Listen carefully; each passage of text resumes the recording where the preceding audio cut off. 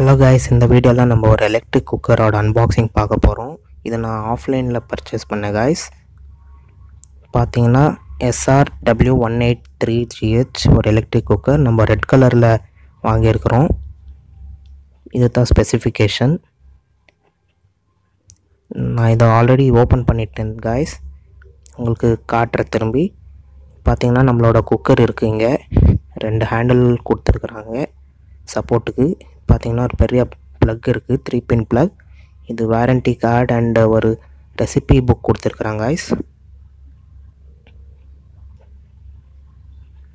Panasonic ஒரு நல்ல company guys. பாத்தீங்கன்னா இந்த இடத்துல குக்கிங் கீப் வார்ம் இது ஒரு லிவர் இருக்கு. உங்களுக்கு வர்க்கிங் காட்றேன். பாத்தீங்கன்னா கீ பேஸ்க்கு ஒரு ட்ரே கொடுத்திருக்காங்க. இப்போ நம்ம எப்படி குக் பண்றதுன்னு காட்றேன். இதுல பாத்தீங்கன்னா நான் 2 cups of rice and 4 cups of water add பண்ணிருக்கேன். இது வந்து சின்ன டம்ளர் ரெண்டுத்துக்கும்.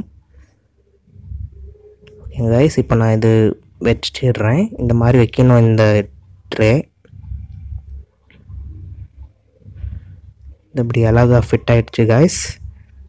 இப்போ நம்மள இந்த லிட் இப்படி போட்டுட்டு க்ளோஸ் பண்ணிடலாம். க்ளோஸ் பண்ணிட்டு இப்போ நான் ஸ்விட்ச் ஆன் பண்ணிடுறேன்.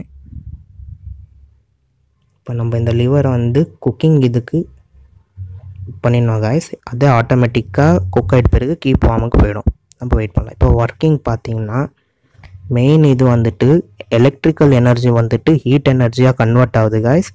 சோ இந்த ஹீட்டிங் பிளேட் தான் உங்களுக்கு அந்த ரைஸை குக் பண்ண வைக்குது.